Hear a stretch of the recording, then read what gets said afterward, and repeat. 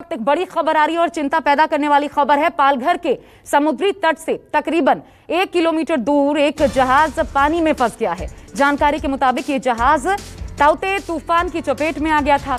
इस जहाज में 80,000 लीटर डीजल है जो कि धीरे धीरे रिस रहा है। तेल के रिसाव से अब समुद्री जीव जंतुओं पर जान का खतरा बढ़ गया है। जहाज में जो लोग सवार थे तूफान के वक्त ही उन्हें सुरक्षित निकाल लिया गया था, लेकिन अब इस तेल के रिसाव की बड़ी समस्या उत्पन्न हो गई है और ये जहाज 17 मई को अलीबाग से निकला था। तो समुद्री जीव जंतुओं के लिए एक चिंता पैदा हो गई है। दीपक दुबे मेरे साथ है। लेकिन दीपक, इतने दिन हो गए, बड़ा सवाल ये है कि इतने दिन में अभी तक इसको लेकर के क्या किया गया? क्या ये इतना मुश्किल हो रहा है कि इसे निकाला नहीं जा पा रहा, जहाज को बाहर नहीं निकाला जा सक रहा, या फिर कम से कम डीजल हटाया जाता?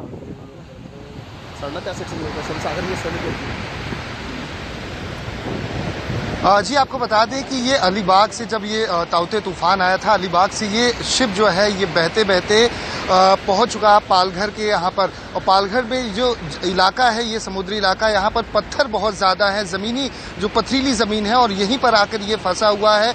उस दौरान जब ये ताउते तूफान आया था तो 137 लोग इसमें सवार थे, जिसमें दास जो कंपनी है और ऑफकॉन कंपनी है उसकी ये जहाज़ है, ONGC के साथ मिलकर ये ऑयल निकालने का काम करती है। तो इसमें 80,000 जो डीजल है वो पूरी तरह से स्प्लिट हो रहा है, क्योंकि क्षतिग्रस्त ये जो जहाज है उसका जो निचली सतह है वो हो चुका है। ऐसे में अब यहाँ पर जो कागजी कार्रवाई है वो पूरी की जा रही है। यहाँ पर एक सुरक्षा कवच बनाया गया है इस जहाज के आसपास, जो पानी दिख रहा है, जिससे कि जो डीजल है जो लीक हो रहा है वो समुद्र में ज्यादा से ज्यादा बड़े पैमाने पर ना फैले। अगर ये फैलता है तो इसका खतरा जो समुद्री जीव जंतु हैं उन पर होगा, और इसी को लेकर जो कड़ी जो तैयारी है वो की जा रही है कि जिस तरह से इस वक्त की अगर बात की जाए तो वहां पर ज्यादा हाई टाइड देखा जा रहा है, और हाई टाइड की वजह से पूरी तरह से जो काम है वो पूरी तरह से रोक दिया गया है।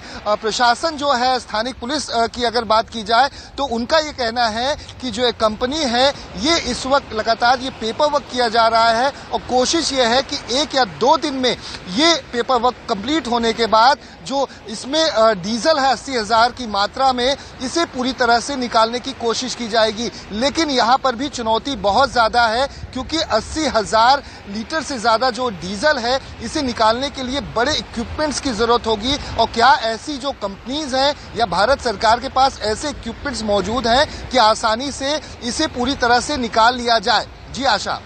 लेकिन ये अपने आप में एक बड़ा प्रश्न है दीपक, जब इमरजेंसी सिचुएशन होती है तो उससे तो तुरंत फौरी तौर पर डील किया जाता है। पेपर वर्क में इतने दिन ताउते तूफान को हो गए और पेपर वर्क में ये लगा जा रहा है, क्या ये लेट लतीफी का भी नतीजा है? अभी भी 2 दिन लगेगा पेपर वर्क में।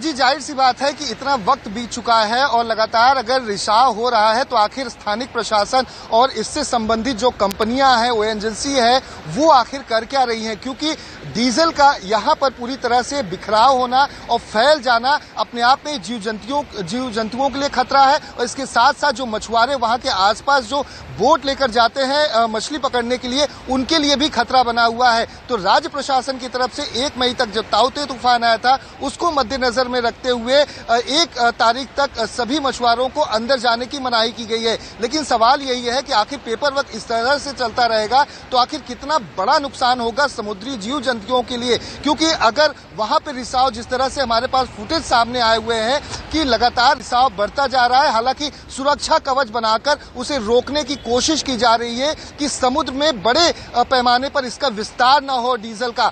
लेकिन सवाल वही है कि आखिर प्रशासन इतनी लापरवाह कैसे है और इतनी देरी क्यों लग रही है पेपर वर्क करने में? जी, कौन सी कंपनी के लिए ये काम कर रहे थे दीपक? क्या इन्फॉर्मेशन सामने आई है उनको लेकर के?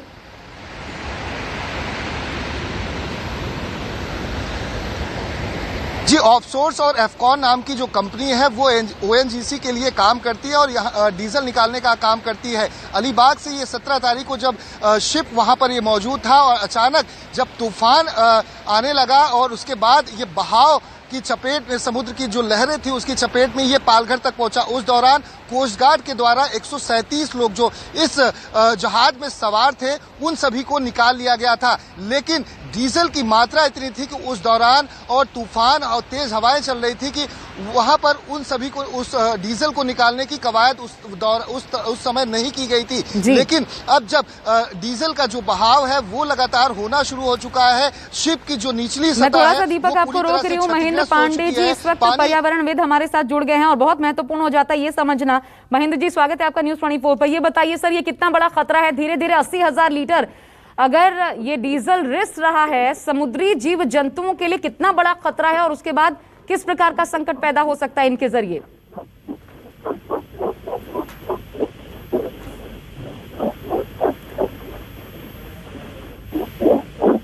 पर एक पूरी फिल्म बन जाती है इसकी और उसकी ऑक्सीजन सप्लाई रुक जाती है उसके नीचे की।